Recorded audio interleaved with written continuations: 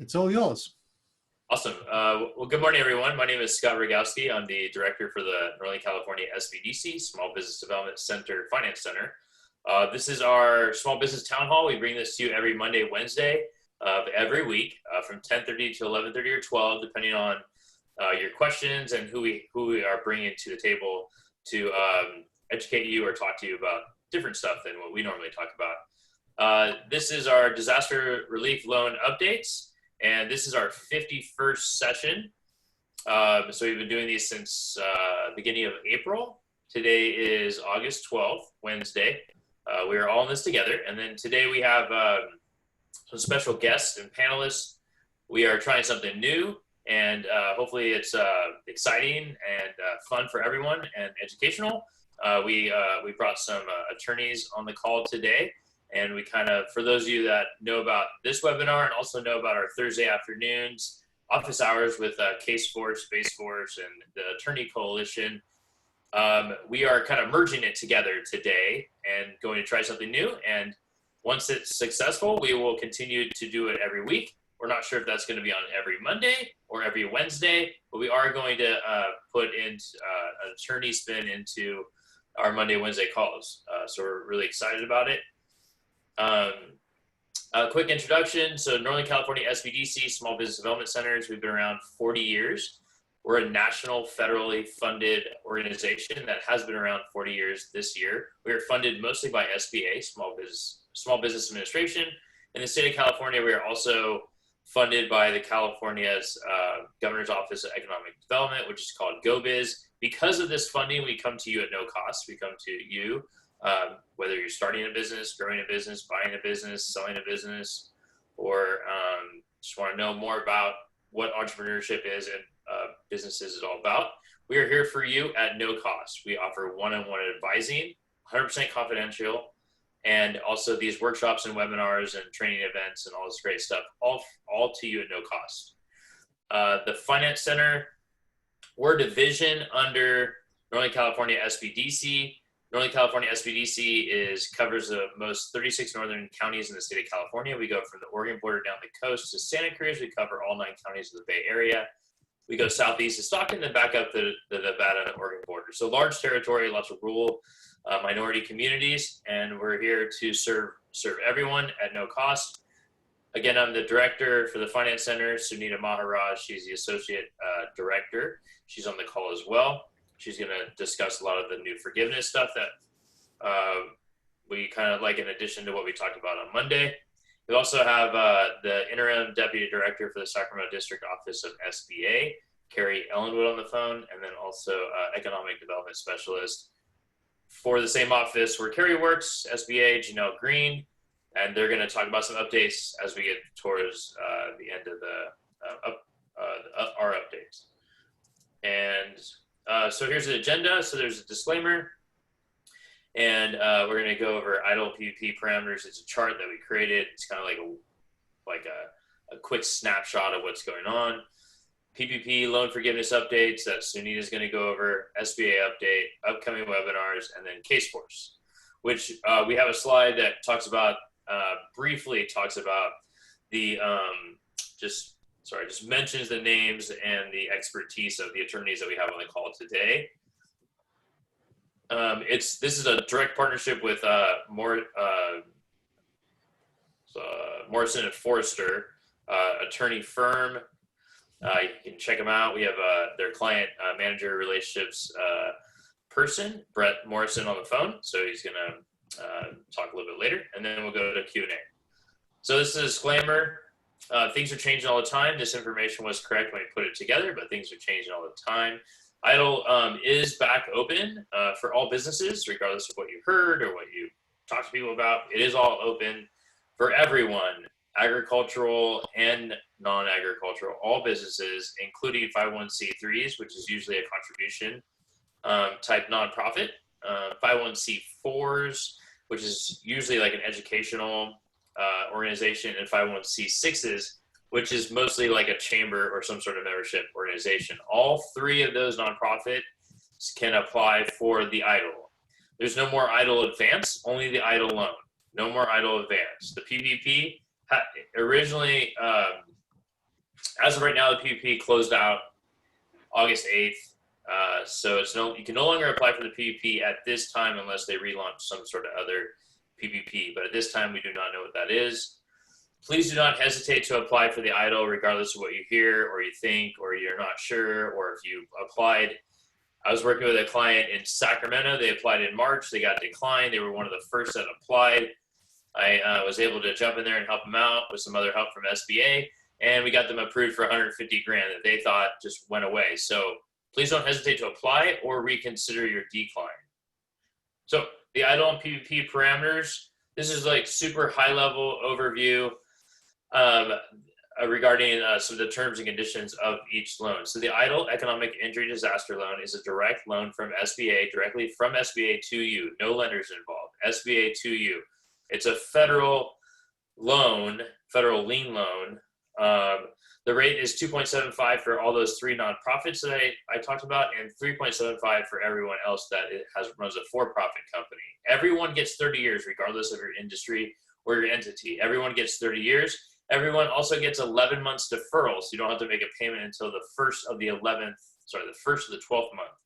Interest does accrue, so if you take it out and you want to give it back, you can.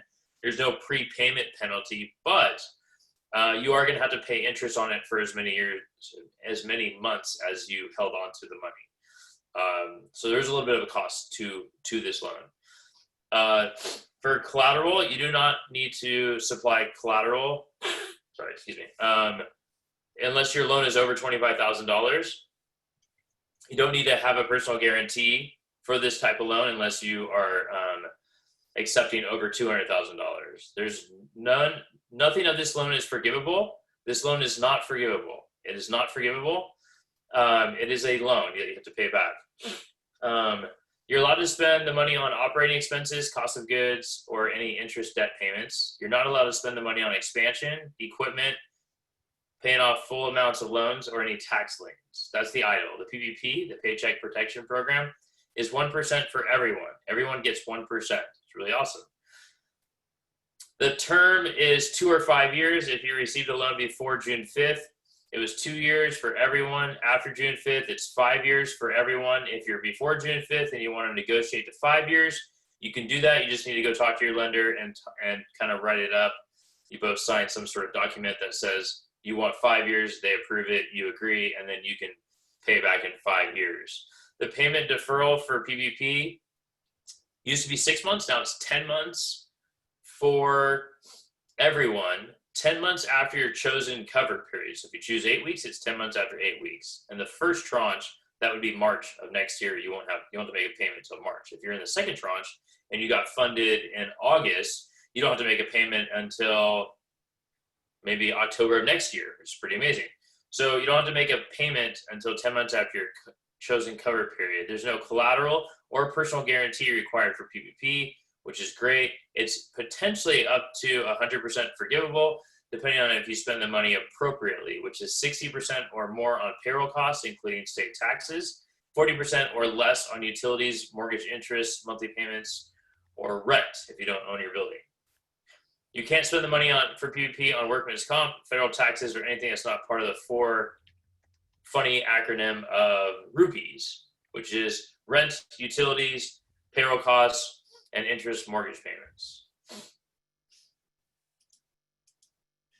All right, so we have these slides here that Sunita Maharaj, the Associate Director of the Finance Center, is going to go over, and then we will get to SBA, and then we'll get to our attorneys. So I'll let, and then everybody can ask questions for anything that we have on the call today, whether it's to us, whether it's to the SBA, or whether it's to the attorneys. So go ahead, Sunita. Thank you. Sorry for the noise outside. Garbage is being picked up. You know, life at home. So PPP loan forgiveness reductions. This is something that I've updated or I've included from the new release of the FAQs, which happened on the 11th, which is yesterday. So a business may exclude any reduction in FTE employees if the borrower is able to document in good faith the following inability to. And we have gone over this in the past, so if anybody is new, we're going to go over it again. rehire individuals who were employees on February 15th, 2020, and hire similarly qualified persons for unqualified positions on or before December 31st, 2020. So if you're unable to do this, if your employee did not want to come back to work because of them getting paid more in unemployment or because of other reasons, then if you weren't able to hire somebody else, sorry about that, guys. If you weren't able to hire somebody else, then you should have it all documented. Now, one of the things that the FAQs did state is that it needs to be written. I know in the past we've been asked, you know, is a text message sufficient? That is still unclear. Maybe somebody else would know a little bit better in regards to that. I don't know if our attorneys would be able to answer that question or not, but at this point in time, that is still unclear. So emails and written, something in the mail. So you need something written that you offered them the job, that they rejected it, and then your efforts to rehire that position. It also still states that you need to provide this information to EDD within 30 days. I do understand that it's very difficult to get a hold of EDD. So they may, because of those circumstances, especially here in California, they may be able to relieve that. But at this point in time, I don't know. Next, please.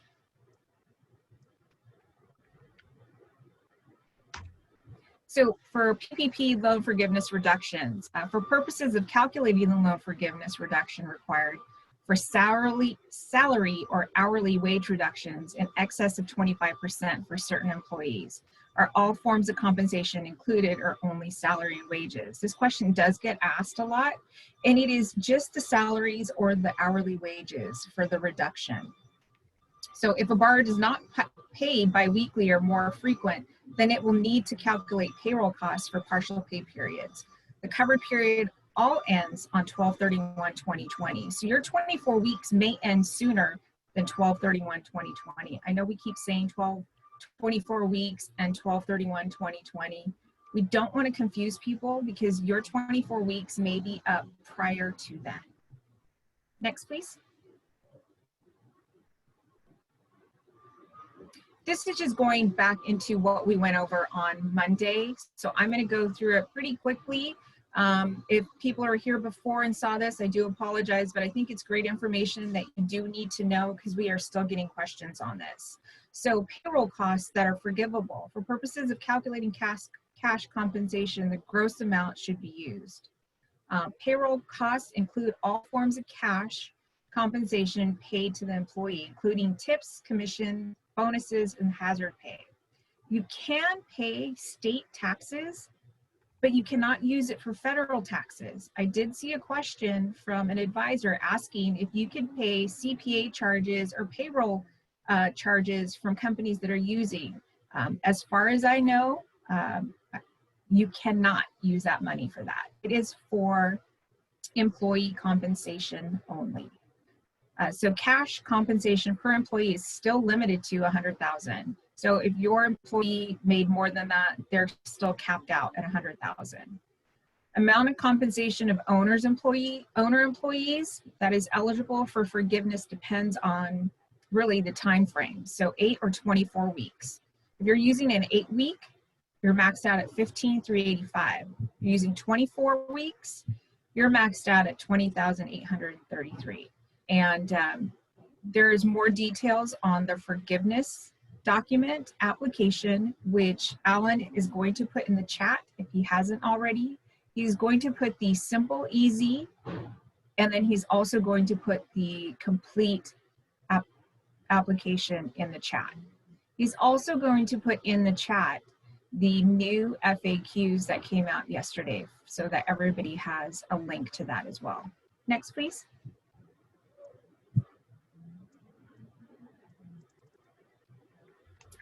Healthcare and retirement costs. This is a question that gets asked a lot too, so they have given us this information. So the group healthcare benefits will be considered payroll costs. The employer's expense only and not the portion for the employees. Employer contributions for employee retirement, that can also be used for forgiveness, or you can use your PPP money for that. But the employee amount that they would pay is not part of the forgivable amount. Also, if you paid it ahead of time, that also is not covered.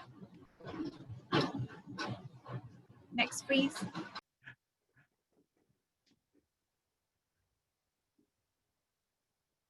I think it's so great of Sunita to be doing this while they're actually demolishing the house around her.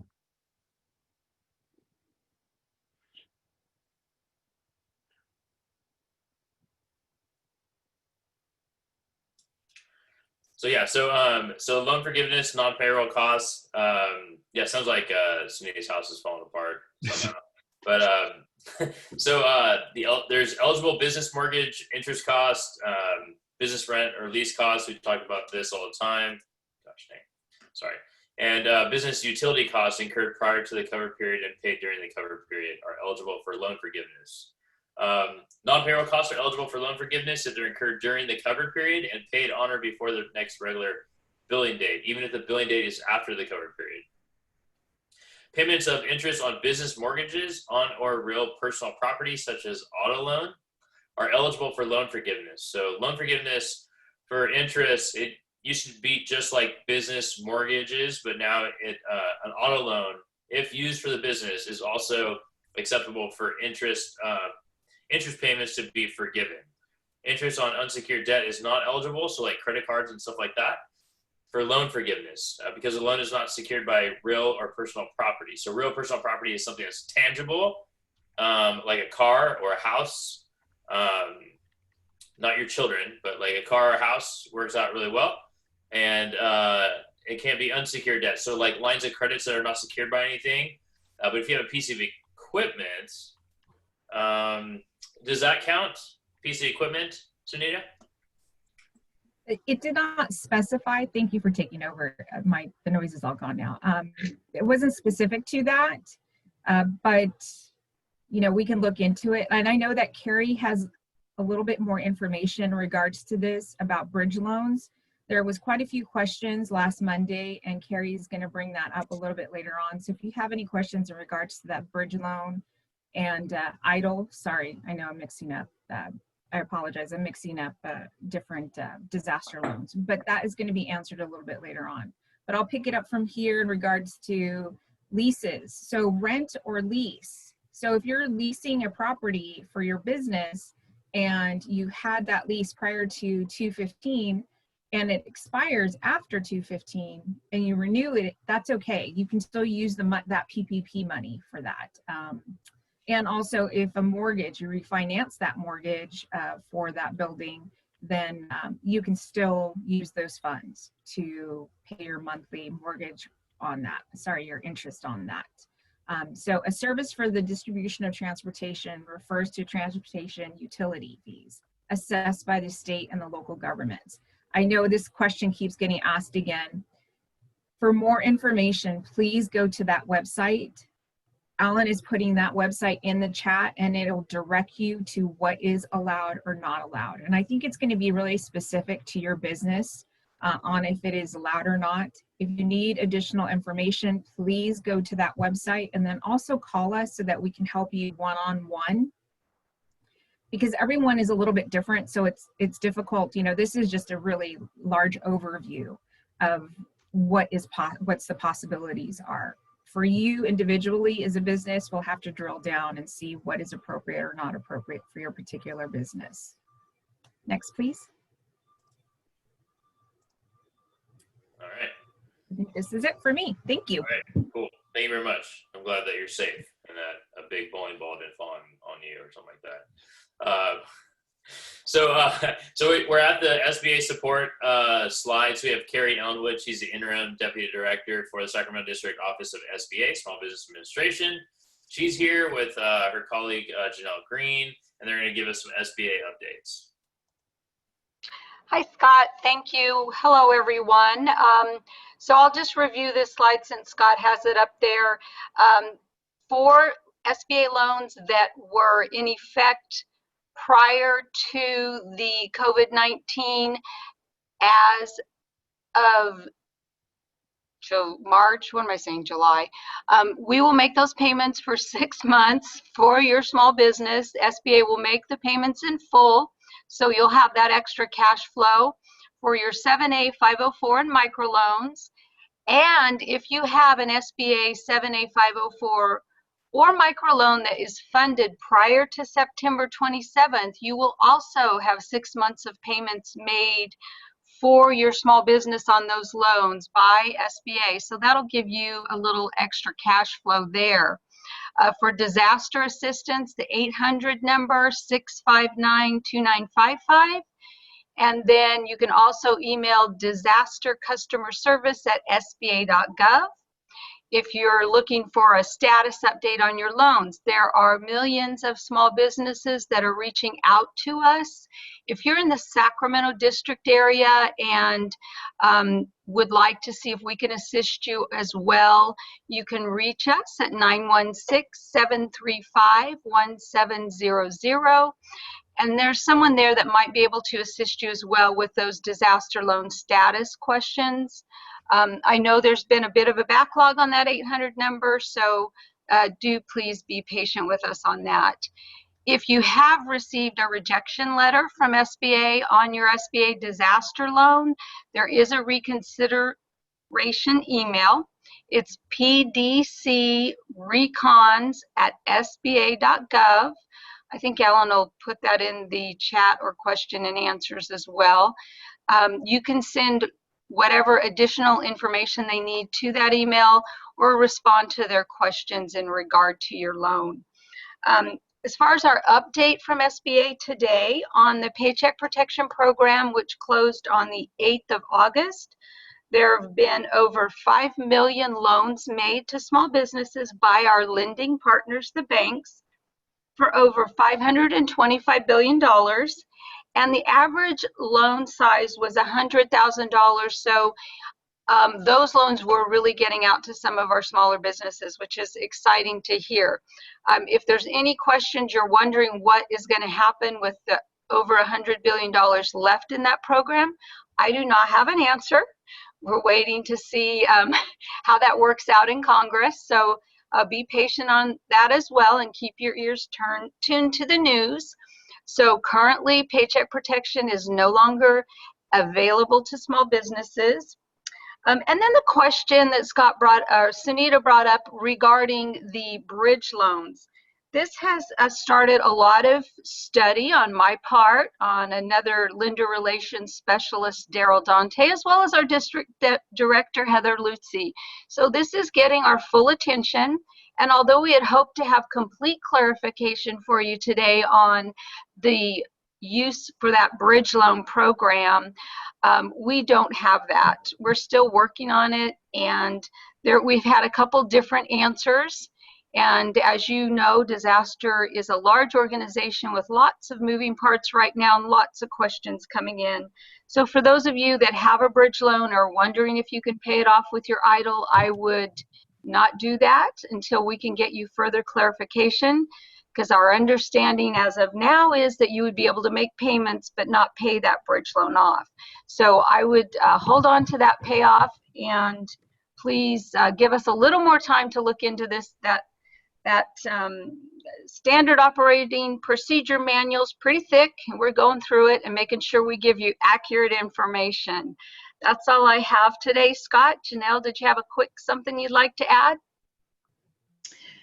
Yes, just briefly, I would just like to highlight the webinars that we have on the calendar for tomorrow.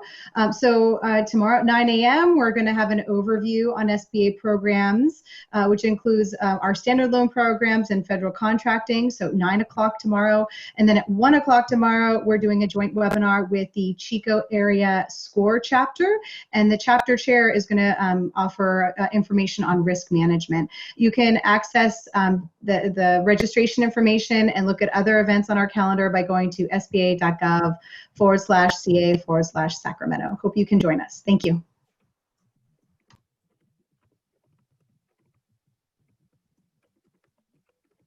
Awesome. Thank you very much to Carrie, and thank you very much to Janelle. I like how Carrie kind of intrigued us by saying that if you want to know more about PPP going forward, she doesn't know. So that's it's good to just like lay it all out. And also,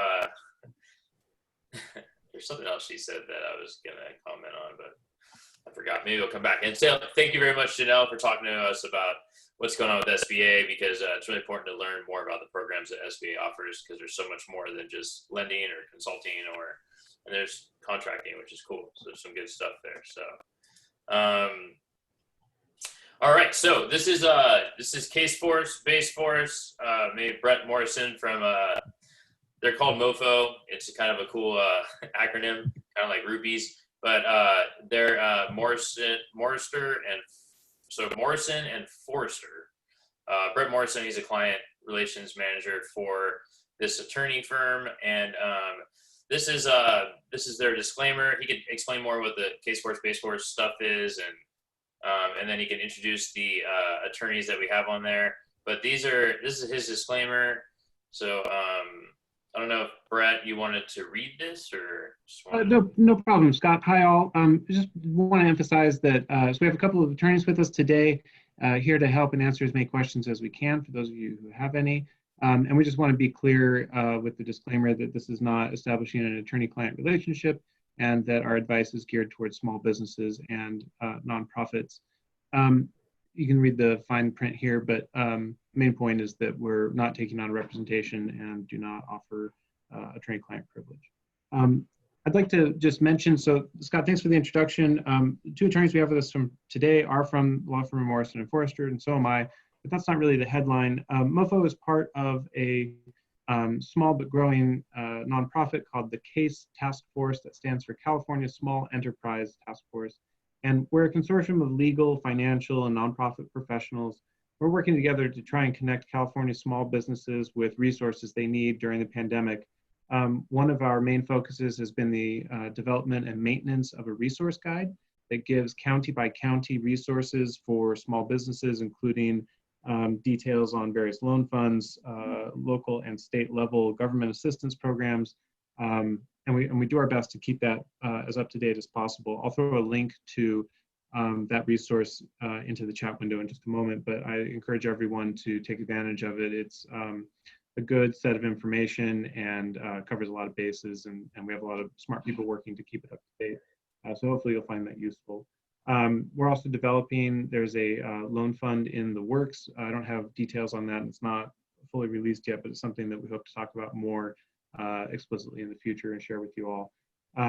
And lastly, we've been for a while now working to hold office hours sessions, much like this program, so that small business owners can reach out to our attorneys with the questions that are on their minds, and get at minimum some general guidance on how to proceed. Just to be clear, we don't offer one-on-one guidance. I can provide some links to other resources that do that, but we're happy to answer as many questions as we can. In particular, today we're fortunate and very pleased to have Kate Tyler with us. She's an associate in MoFo's San Francisco office with a corporate practice, and she can speak a little bit more about that. In a moment, we're hoping to also have another associate named Cooper Spinelli jump in once he gets off another call. And he's also an associate in our San Francisco office with a practice in employment and labor.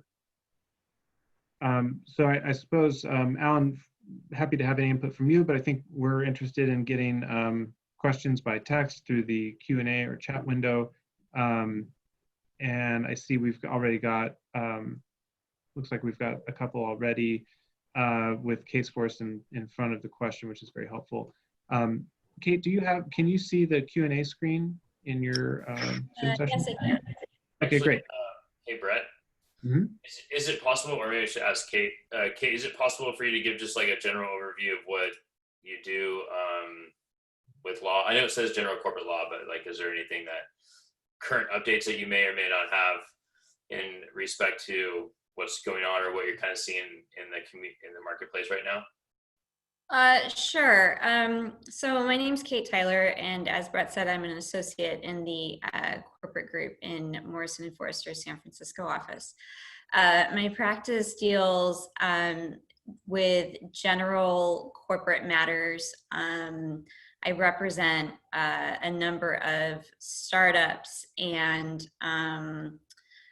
deal often with venture capital financing and investment. So I'm available for this call to answer questions of a general corporate nature. But to the extent that your questions delve into anything doing with, that has to do with, for example, employment law, I would need to defer to Cooper. I see that there's a question here regarding the status of some class action lawsuits around denial of business interruption coverage. Unfortunately, I can't speak to that. But if you have any general questions of a general corporate nature, I'd be happy to help you with those. Okay, thank you very much, Kate, and thanks for joining the call today. Much appreciated. So, so there looks like there's a lot of questions on commercial leases, which I'm not sure if you're running into any of that, Kate, or you have info on it that you can maybe shine a light on, or. No, unfortunately, a real estate attorney would need to address the questions regarding failure to pay rent and eviction that I see have popped up. I'm unable to speak to that. Okay. Scott, as a general matter, Scott, we're also happy to take down, if maybe Alan can help with this, if we have questions from the Q&A window that we're unable to address with our two participants today, happy to look into those and try to address on future sessions. Okay, sounds great. And we have a process for collating stuff, so I'll make sure you guys can see those questions. Thanks, Alan. Yeah.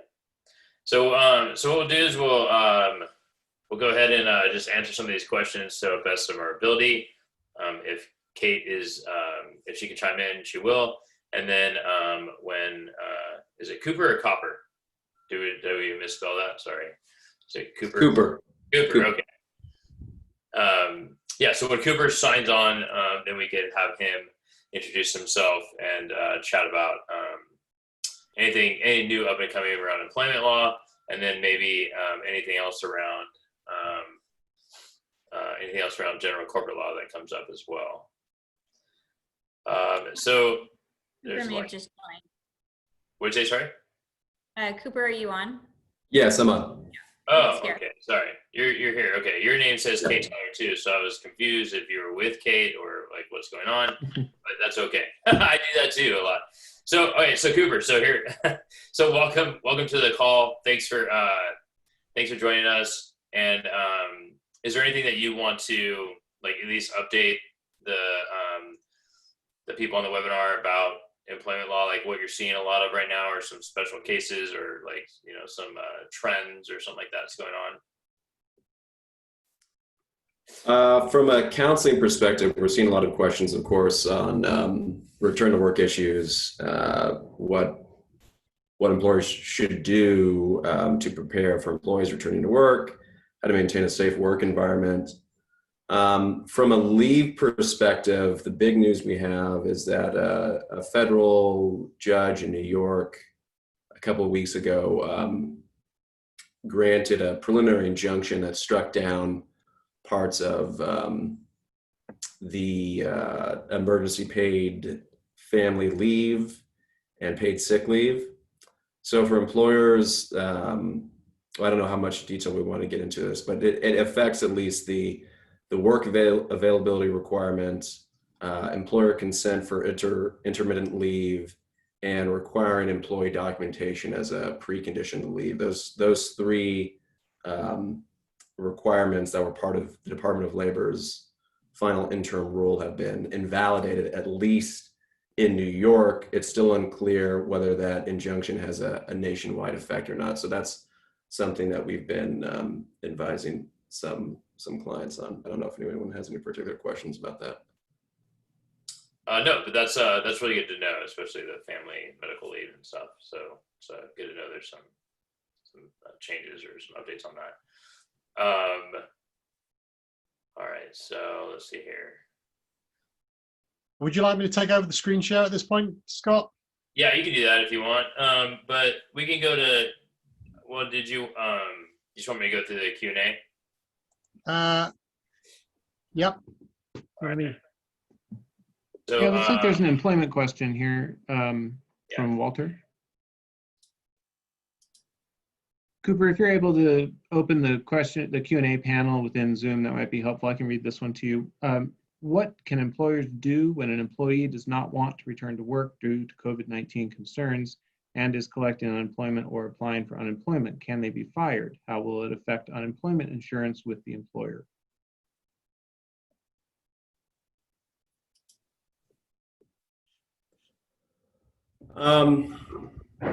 So that's going to depend on the reason they don't want to return to work. Whether they're claiming they have a disability, whether they're claiming they need to care for a sick child, the child's school's closed, whether they have a parent who's sick that they're the primary caregiver for.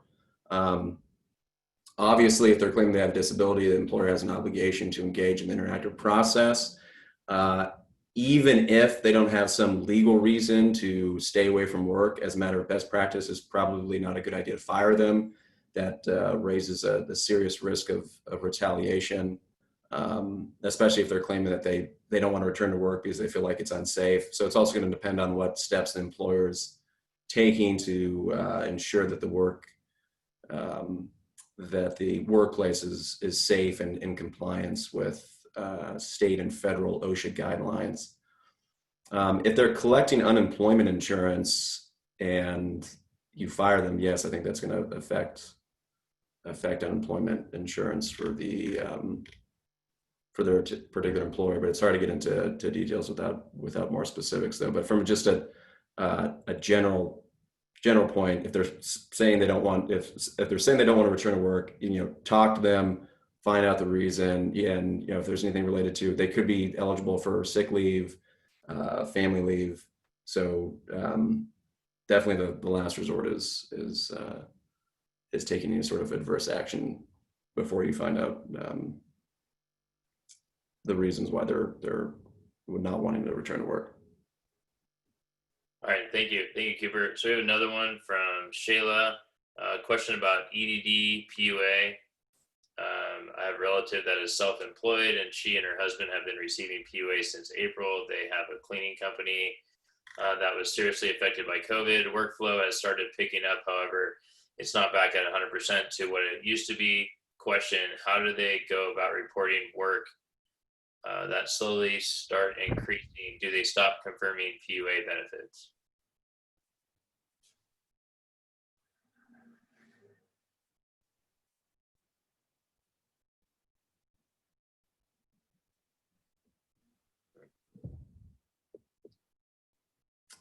That one I'm not sure about. I would go to the EDD's website. They have a fairly detailed frequently asked questions page, and maybe that particular question could be answered.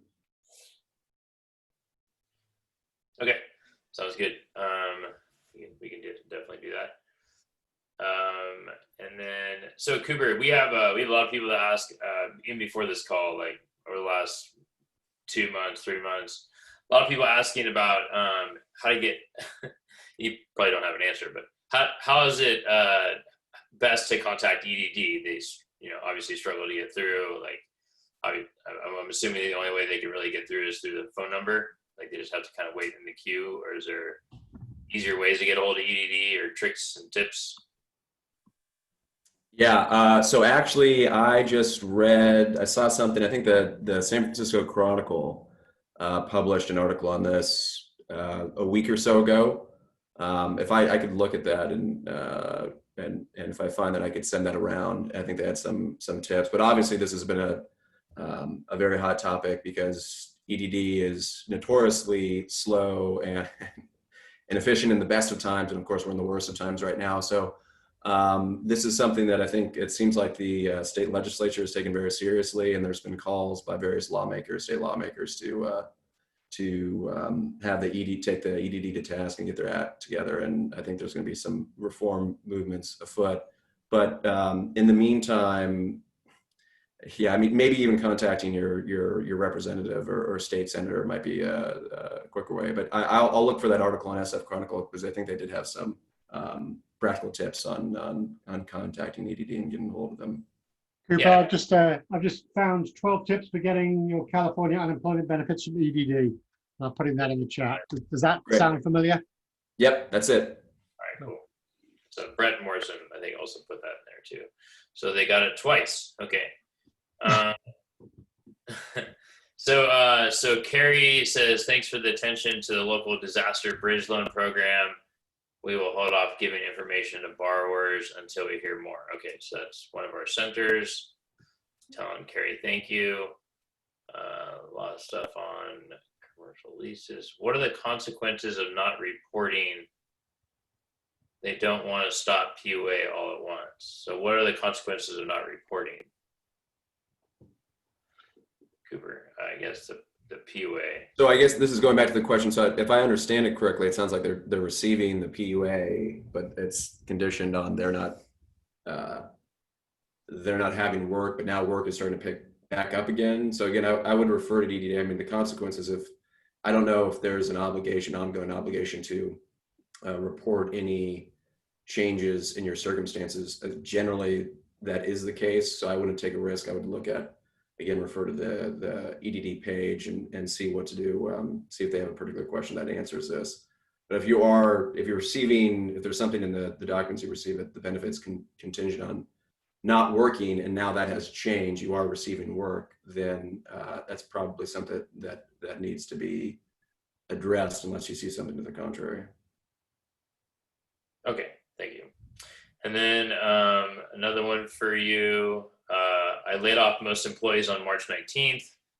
An employee just contacted me last week and requested they be paid the accumulated sick time. Am I required to pay them sick leave? If I choose to, can it come out of PPP and be forgivable?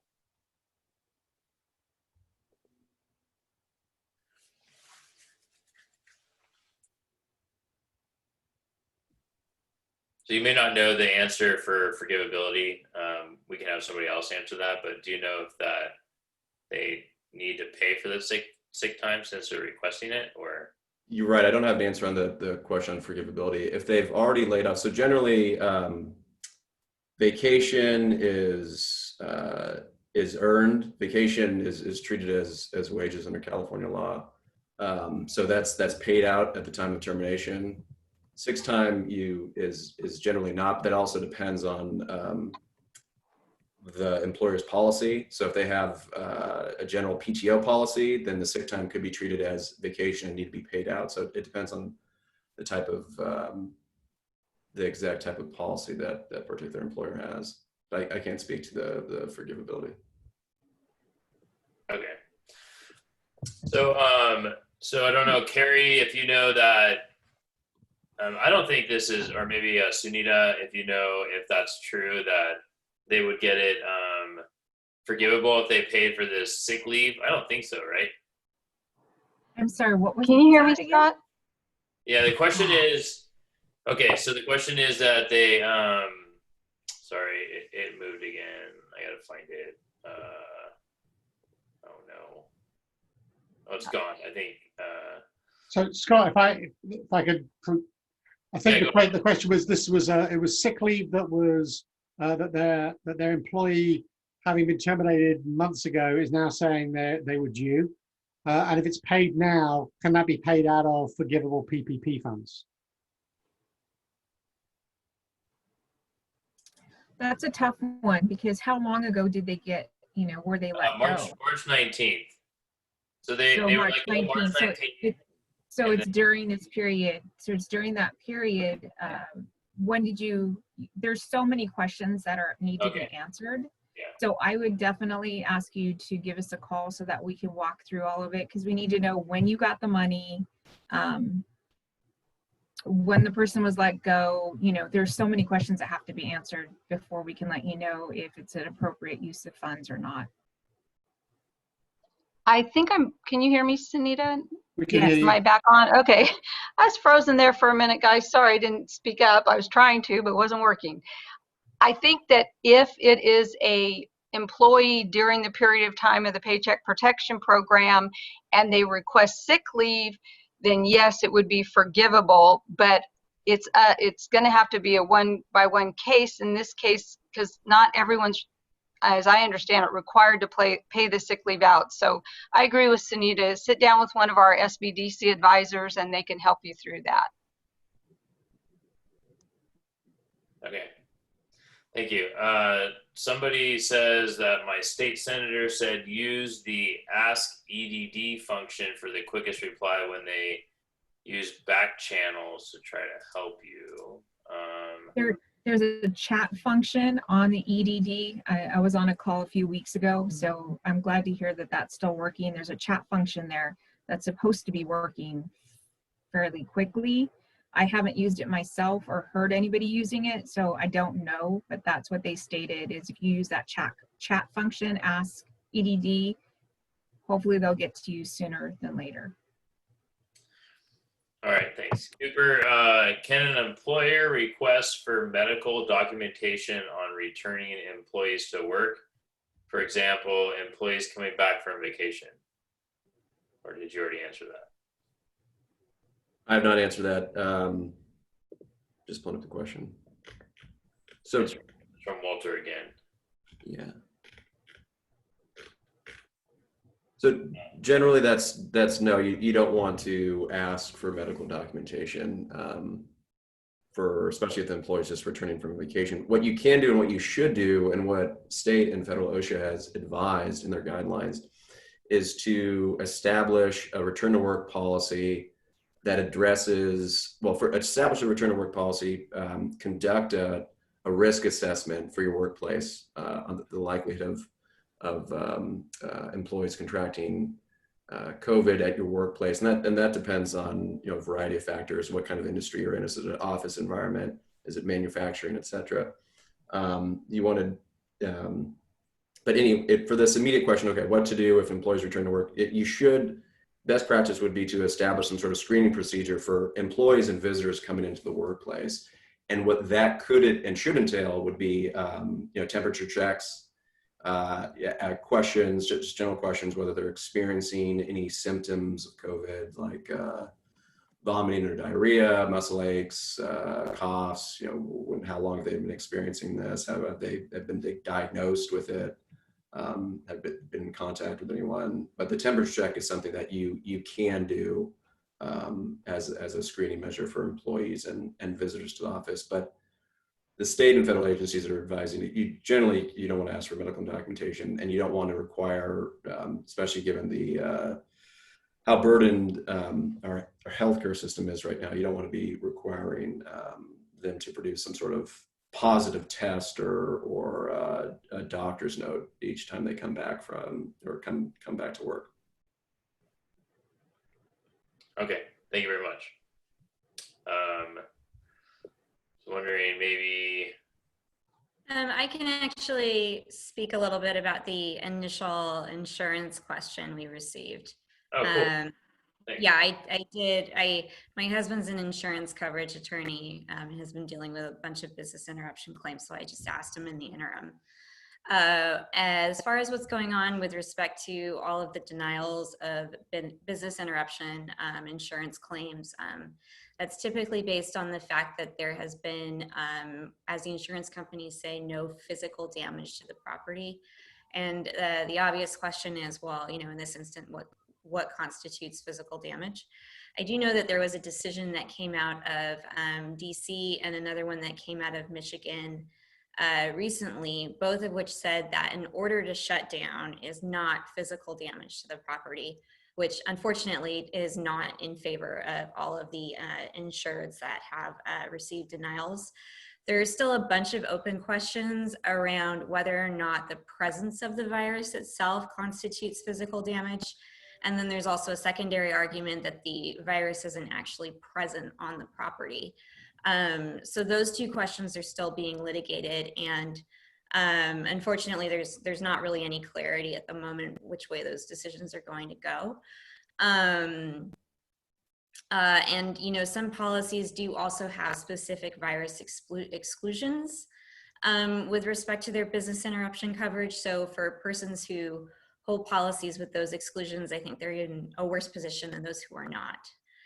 So I guess the takeaway there is that there still isn't any clarity, but as of right now, looks like those denials are standing. Okay, awesome. Thank you very much, Kate, for doing some outside research. Much appreciated. Kate, I don't know if you could answer this question. So it seems like a general law question, but we probably don't have any authority over it. It says, so Cabbage is a PPP lender. They haven't answered any calls or return emails to fix a deposit location. Funds after approving a PPP loan on August 4th. What recourse does the borrower have against Cabbage? And then they put some information regarding Cabbage. That doesn't really mean anything. So are you dealing with anybody that's like, I don't know, that's getting lawyers involved to call these lenders and get action right away? Or you're just finding that they're going to senators and assembly or anything with respect to that? Yeah, let me just give me a moment to read the question. Yeah.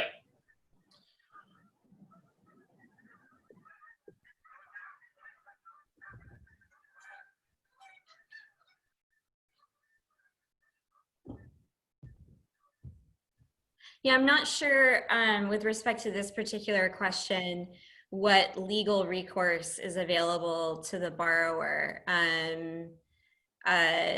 I would suspect that maybe the best course of action would be potentially to reach out to, your representatives to see if they can help move this along, your political representatives. I also don't know what the lender's obligation is to actually deposit the funds after the loan has been approved. I don't know in this instance whether paperwork has been signed, and the last step is just the deposit of the funds. So I think we would need a little bit more detail.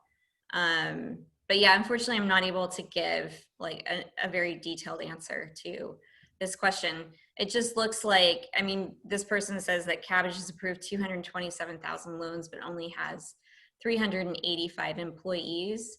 So I expect that this is probably, an insurmountable delay that's just going to have to be, it's just going to take some patience. Yeah. Okay, cool. Thanks, Kate. And then also, Kate, I'm not sure if you know about just random industry reopenings, or if that is per, like this lady asking Jessica Diaz, has anyone heard anything regarding the reopening of the salon industry? I'm not sure if you're... Oh yeah, we look into that on a weekly basis, and it's obviously a county by county question.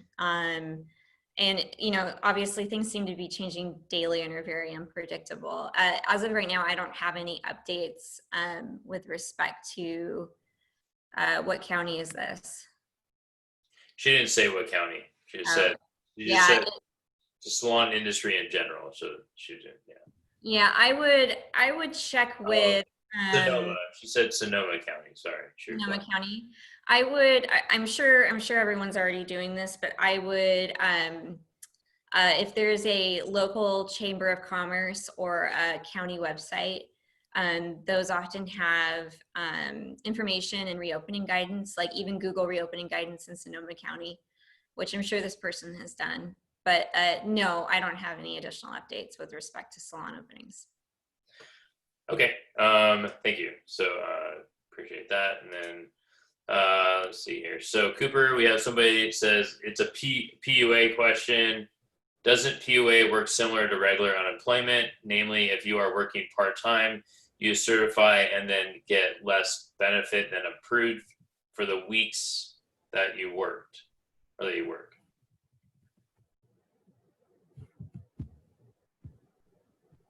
Yeah, I think that's generally right. And the EDD has some, they have some FAQs that address this. But I think you through their website, you enter your total income for the 2019 calendar year, and then there's an application you have to fill out. So I think it is income based, and naturally, I think your income is going to be affected depending on whether you're full or part time. Okay, cool. Thanks. I don't know if Kate, I know you're not a commercial tenant protection person, but do you know of any new bills being either talked about in commercial tenant protection, or is that strictly like somebody that specializes in real estate law? No, I mean, we've been looking into this generally on a county by county basis over the last few months.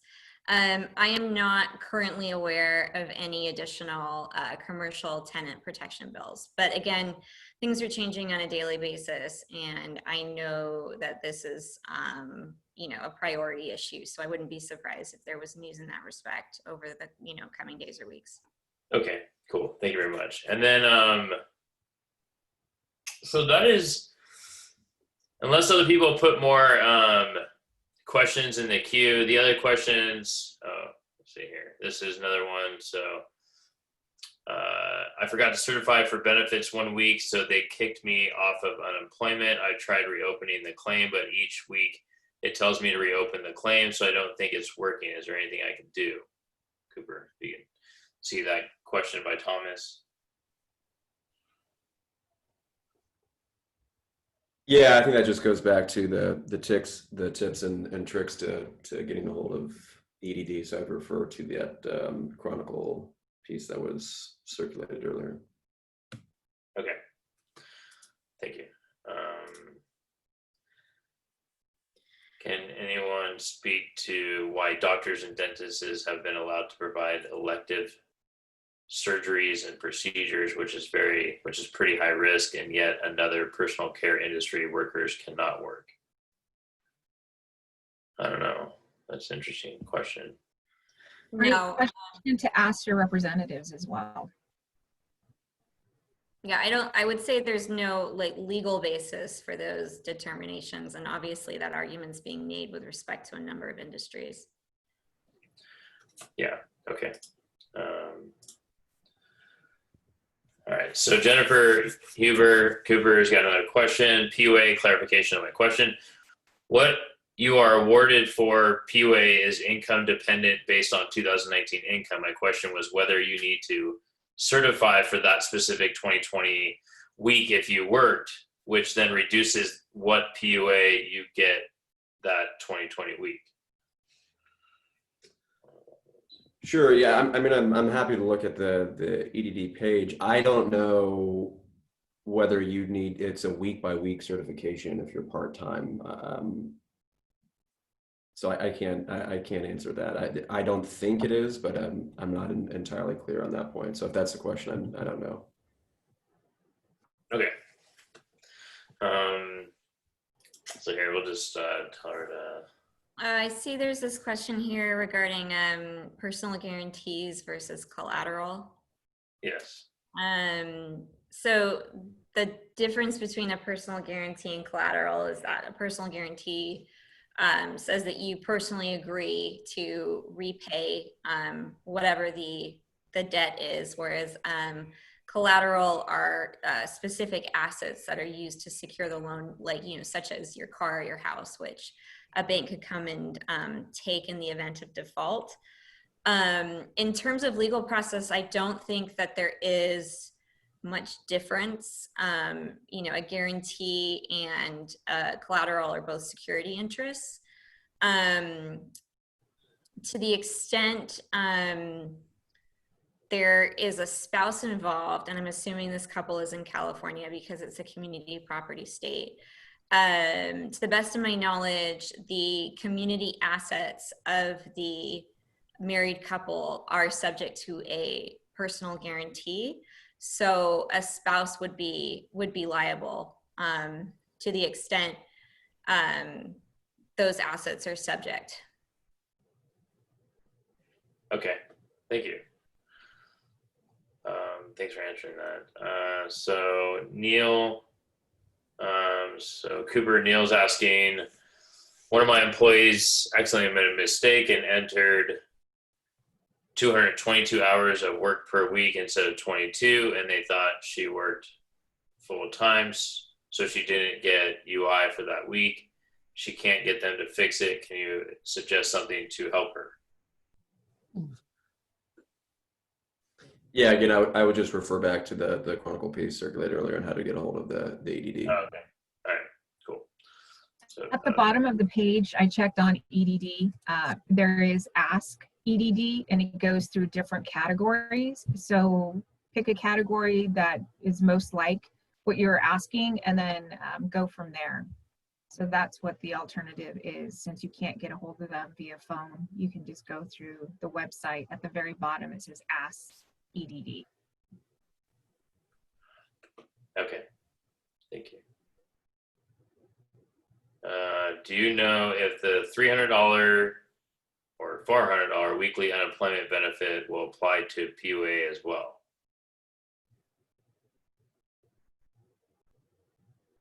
That's from the, I'm guessing that number comes from the president's executive, whatever he signed Yes. the other day. Okay. And then Cooper is asking, are we mandated to give pandemic info helpful websites to our employees, or can they just look them up themselves? I mean, there's no general requirement to provide your employees with pandemic info, but I guess it depends on what their particular question. I mean, I would want to know more specifics about what they're actually asking for before opining on what employers' duty might be in that particular instance. But is there a general requirement that you got to tell them, look at this particular website? No. Sounds good. So the other questions that are in the queue, unless you guys, people on the call have more questions, they're regarding commercial real estate and eviction notice and stuff like that. We don't have that specialist on the call today, but maybe Monday or Wednesday of next week, we're going to talk with Brett and try to figure that out. But Scott, would now be a good time for that poll, which would go ahead and launch feedback. Go ahead and launch the poll, please. So we got a poll with two questions in there, and these are both ability to put in as many choices as you want on either. So one's around the forgiveness topic. So what more do you want to learn about that? We had some of that on last week, but also particular legal issues. So specialists, which areas would you like to have specialists, or most likely to see specialists in if they're coming? So take a moment, select as many of those as you want, and then hit the submit. While that's going, I'm going to briefly mention some of the webinars we've got coming up across the Northern California SBDC. So tomorrow, if you're a restaurant, there's some branding and marketing stuff going forward for you. Next week, we've got something on emergency preparation for your business and planning for disasters. Just because there's COVID happening does not mean something else might not happen, as we've seen in Southern California recently. So some helpful ways to get your business prepared for that. If your business is if you're looking at business bankruptcy as an option, it's a frightening word, but it doesn't have to be. We've got a star attorney, Greg Rojo. He's going to talk about business, what small business need to know about the bankruptcy laws, and specifically how to avoid them, how to avoid bankruptcy. Those people who had some questions on commercial lease agreements, our friends from Start Small, Think Big are running a session on next Thursday on that topic, which might be useful for you guys. And then the following Tuesday, something I'm particularly excited about, we ran this in Spanish. It's a case study of COVID exposure in the workplace. So somebody today asked a question about, what do you need to do about somebody coming back from vacation? That's as there's more and more community spread, it's probably worth being prepared to work out what happens if a member of your team is somehow exposed. And that's alongside that, we've got a whole bunch of food truck stuff going every Monday morning, every Monday afternoon, and there's a special one piece on that in September.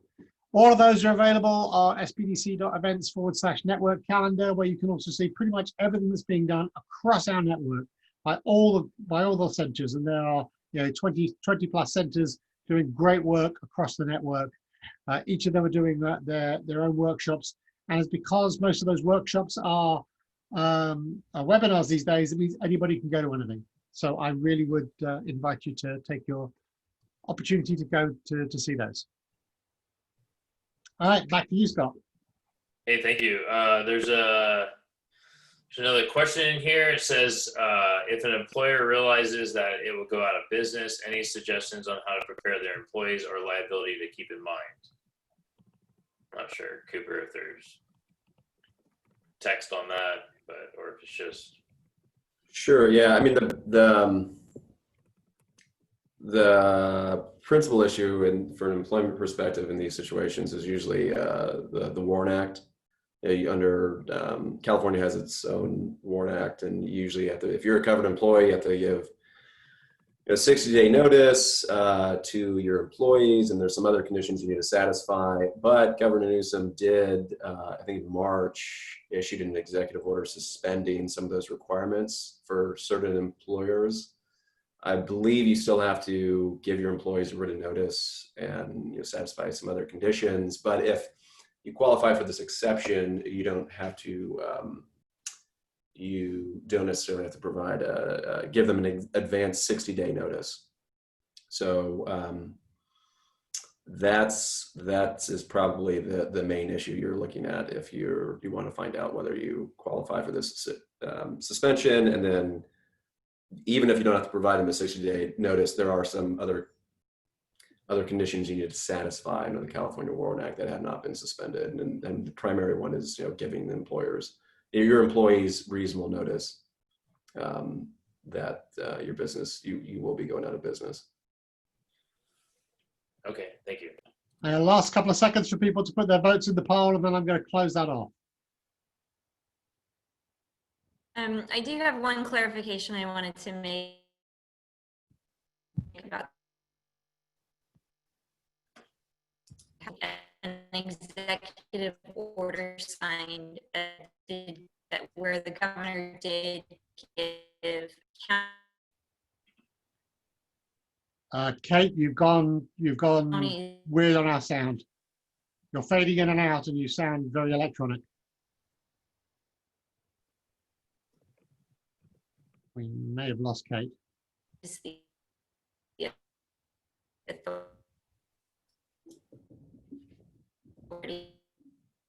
Kate, it might be a good idea to turn your video off for a second. That give you some of your bandwidth back. Can you hear me now? We're hearing you. I'm sorry about. Try again. How's this? That's better sound. Yes. How's this? That's even better. Okay. I don't know.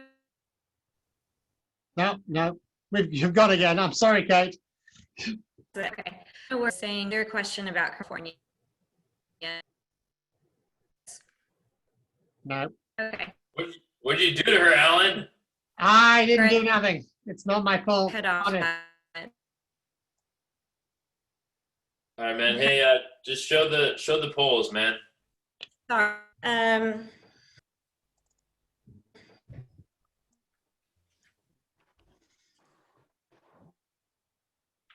Okay. Kate, maybe try something. Try speaking again. How's now? Yeah, it sounds a little chopped, but try it.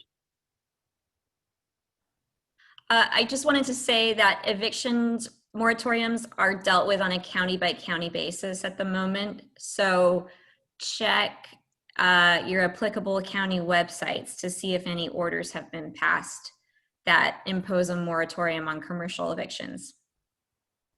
And we heard that beautifully. Thank you, Kate. Good. Good stuff. Thank you very much, Kate. So everybody can see the polls. They still want to know more about FTE definitions and what non-payroll costs are forgivable and when should I apply. Oh yeah, that's a big one. Yeah. Okay. So when I should apply in FTE definitions is really close.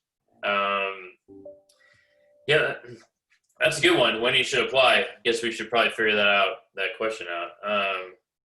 And then Another question for everybody is it the information we're giving them not sufficient, obviously? So what is it that they really want? So if we could do that on the next poll, Alan, is find out, because we've been going over this information. So I'm not sure if what we're giving to them is just not what they're looking for. So maybe if we can It's drill hard to down do a that. little It's more. very hard for us to do that in a poll because we don't know what we're not doing. So maybe that's an option for chat. So if there's a particular topic you think we're missing, take the opportunity now to put that into the chat, and we will see it as panelists. It won't be the rest of. Not everybody gets to see it because it only goes to panelists. So take an opportunity if there's something missing. So let's say you wanted to know about, putting a thought out of my head, whether the fall Big Ten is going to play. Put that in chat now, and we'll take that as a topic that we'll take over and look at. Thank you. Yeah. So there's a comment that Jennifer Hoover put. I think the issue is that SBA/Congress, I think they mean the Treasury, keeps changing the rules for PPP forgiveness, so it's a moving target for everyone. So that's true. We do have the most updated information that we're giving you at the time that we're giving it to you, and there hasn't been a whole lot of changes. The reason why we don't talk about when to apply for forgiveness is it just opened up on Monday for the banks per Carrie's information last week. So if it just happened Monday and the banks have less staff because they're not allowed to be open for COVID or whatever they're trying to do to process normal procedures with running and owning a bank, I don't recommend anybody to just leave their place right now and go try to submit forgiveness paperwork. It just launched Monday. It doesn't mean all banks launched Monday. It just means like some started doing this. It's a lot of paperwork. So if anything, Jennifer or people on the webinar, we should go over is maybe the right documentation to kind of put all together and what that looks like. So maybe, next time we'll ask a poll about, do you need help putting your documentation together? Not like necessarily when you should apply. I mean, it's up to you when you want to apply. If you're getting nervous about getting forgiveness, you should apply today maybe, but we all have time. I know that a lot of you want to get through this, but we all have time. We have 10 months after 10 months after the covered period to pay your first payment, 12 months after, I think, your covered period to ask for forgiveness. We have time. We can wait, or you can drive down to your bank and try to do it today. I don't recommend that, but it is up to you and your business model when you should apply, really. I guess it's good to know that you can apply now if you wanted to. Yeah, so Mary says, yes, what documentation for PPP forgiveness? So we'll put that on the docket. Sunita and I have time from now till Monday to put something like that together. So we will look at that. It probably won't be super extensive, but we will do our best to put some things together for that. All right, so Lorna, all right, cool. And then can you show the poll again, Alan, for the attorneys? Yep. Or just talk about it. It looks like, I think employment law was number one at 50%. So employment and labor law is very important for people on the call. Tax law, I don't know what that means. So maybe, because like that could be a tax, a CPA, or I don't know what you're talking about for tax law specifically. If that person's on the call, you can put what you're talking about tax law. And then it looks like commercial real estate leases, which we apologize we weren't able to get somebody on the call today. Brett and his team are going to do their best to try to get somebody on Wednesday's call. So every Wednesday we could do an attorney partnership call so that we don't keep switching it on you. But if that person's not available on Wednesdays, maybe we'll flip the attorney calls till Mondays. We don't know yet. We're still trying to put that together. Thanks to your patience. Somebody mentioned in the Q&A that this was one of the best calls we've had yet. So that's cool. I don't know what that says about Sunita, Alan, and I, and SBA for the last 50 sessions, but yeah, That's cool. Happy they think that. All right, so you keep talking about driving down to the bank to apply, but my bank is using an online application. But talking about the documentation needed for sole prop would be useful. Okay, so note taken. We're going to do that. Can these sessions be watched later? Yes, on ASKSBDC.com. You can go to ASKSBDC.com and watch all of them. We have all 50 on there, 51 after today. I'd like to know why the government won't stimulate the economy. Oh, okay, so you need to answer that. Cool. Sorry, So I told them to contact their local representative and let them know their thoughts because they're being listened to.